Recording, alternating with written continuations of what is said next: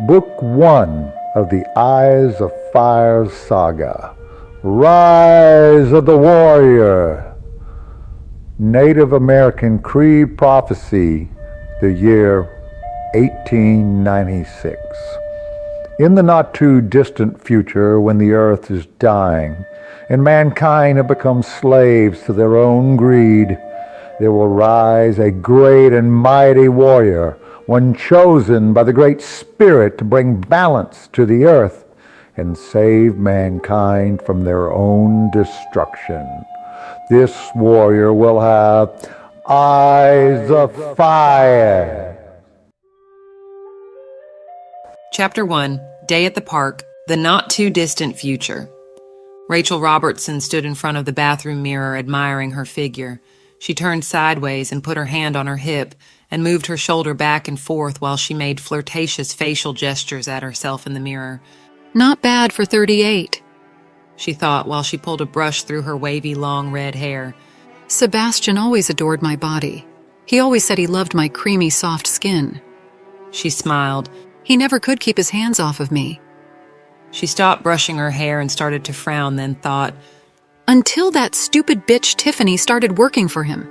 PhD my ass. PhD of doing my husband. So what if she has a PhD? I have a degree. I just don't use it. Instead, I sacrificed all my time for Sebastian and raising our girls. So what if she's a 27-year-old bleach bottle blonde bimbo? She whispered to herself. She doesn't have these, though. She gently cupped her voluptuous breasts. He's being so stupid. He doesn't even see what she's doing to him. Hell, doing to us. He doesn't even have a clue that she's just using him to climb the corporate ladder, to get what that stupid bitch wants. Oh, I hate her. She shook her head, then thought, today is Angela's birthday, and that's what I need to be thinking about. Not that stupid Tiffany. I have so much to do. Rachel went into the girls' bedroom and tried to wake them up. She said firmly, come on, girls, out of bed. We have lots to do today. Courtney replied, and come on, Mom, 10 more minutes. Rachel said with a gootsy voice, it's somebody's birthday today. Angela's eyes popped wide open with delight. We're going to the park. But Courtney wanted no part of it. Like I care. Why don't you just take the baby? Rachel coaxed. Come on, Courtney, get up. Angela was already up and moving. Rachel went down to the kitchen. She noticed Sebastian was already at the table reading something on his MyPad and sipping coffee. He glanced up at Rachel. Have you heard about the storm that is knocking out power all across the country? It's crazy. They're saying the Chinese are going to come and help with everything that's happened recently. Chinese coming to save us, can you believe that? Rachel noticed immediately that Sebastian was dressed for work and she was visibly upset, but managed to keep her voice steady. Today is your daughter's birthday. So why in the world are you dressed for work? It's Saturday and Angela's birthday. Don't you care? Sebastian, with no acknowledgement of her question, looked more intensely into his MyPad. The power company says we'll be okay here in Jersey. You didn't answer my question, so why are you going in on a Saturday? Especially if there is a storm coming. She turns her back to keep her anger in check, but then quickly turned back around. With a distressed voice, she said, you are never around for your children anymore. Hell, you're never around at all.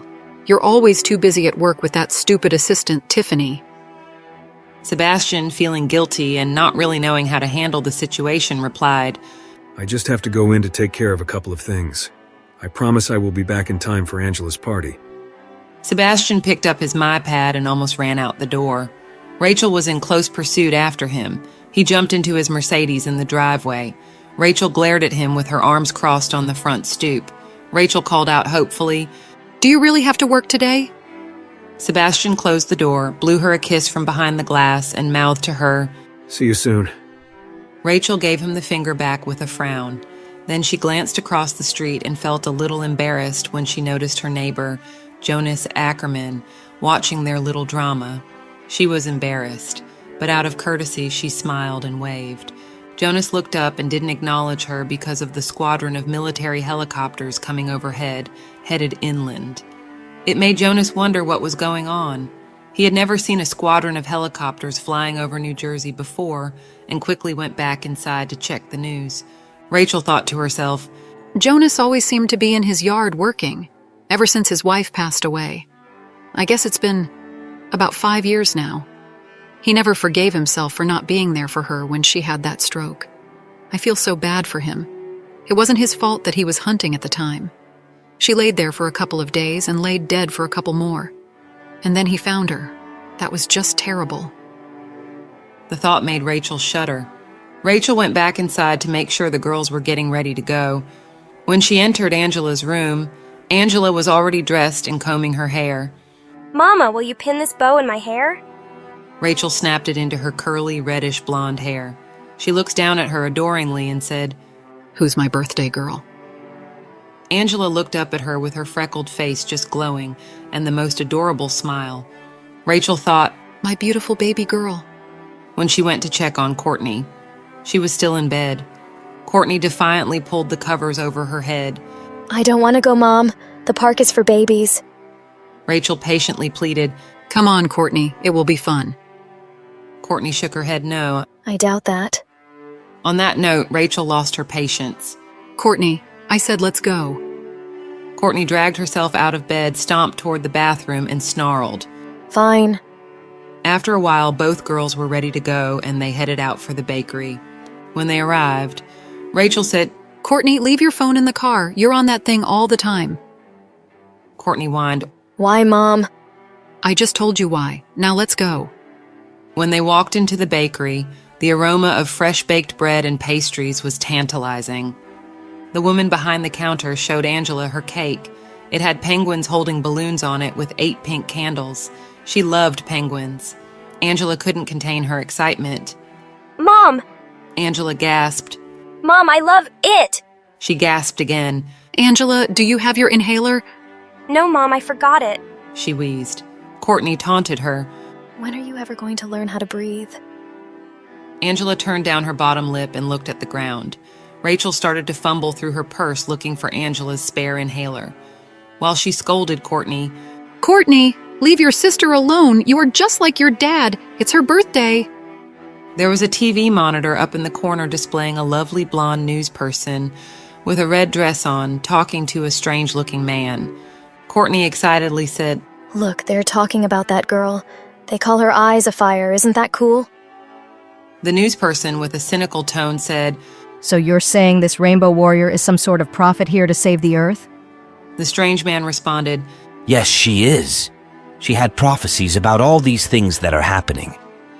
They showed a video of a young girl with her face painted white with a black cross on it. She was speaking in front of thousands of people. Courtney pointed towards the monitor. Look, she's as pretty as they say she is. You know, they say that she's here to save the earth. Isn't that cool? All their eyes were fixed on the screen and the young girl on it. Then the camera went to a split screen of news person and the man. Her tone was the same as before. So what would you say if I told you the government is calling her a terrorist? Also that all these things that have been happening are somehow connected to her and her followers? The man responded with disbelief. I would say that you're Kraz. Suddenly, the screen goes to white noise.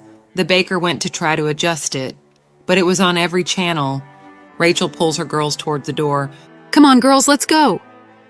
Seconds after they walked out of the bakery sign behind them flickers and then went off. When they got in the car, Courtney immediately grabs for her phone to check which friends may have left her a text and to tweet what she had just done. She was very prompt to update every move that she made. Mom, there's something wrong with my phone. The internet doesn't seem to be working.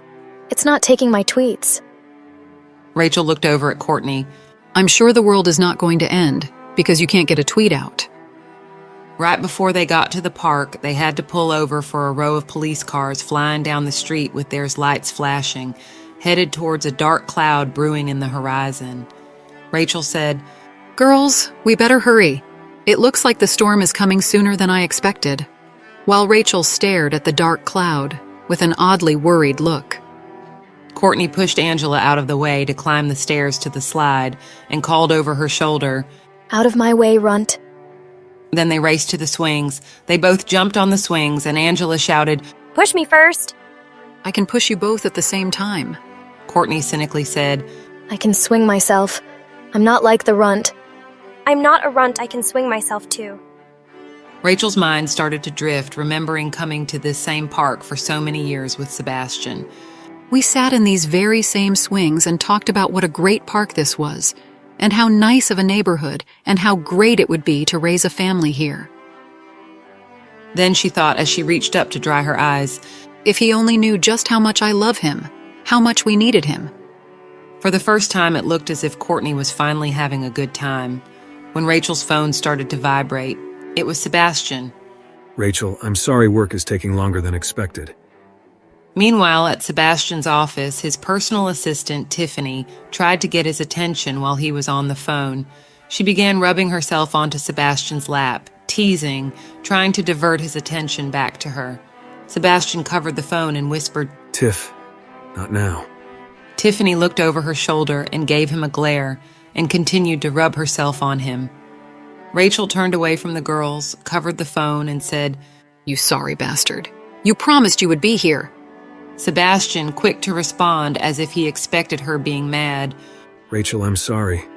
I can't help it, but work is what puts... Suddenly, a huge gust of wind blew past, and Rachel was startled when she felt her bra suddenly dissolve beneath her t-shirt and grabbed her chest with one hand. She looked down and realized that she was barefoot. She screamed, Ouch! As the battery acid in her phone started to sear her hand, the phone was gone, just a glob of wires, glass, and battery acid burning her hand. She threw it down and jumped back in fear as if it was a spider. She started to wipe the acid off onto her jeans. At the same time, she heard Angela screaming. She whirled around and the swing's chains were swinging, but the seats were gone. Her girls were on the ground and most of their clothes were gone.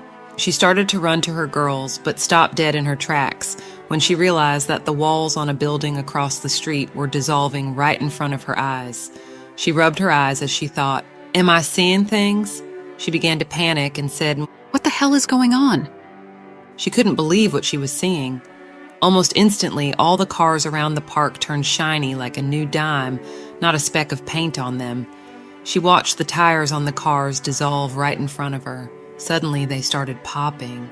The popping noise was coming from every direction.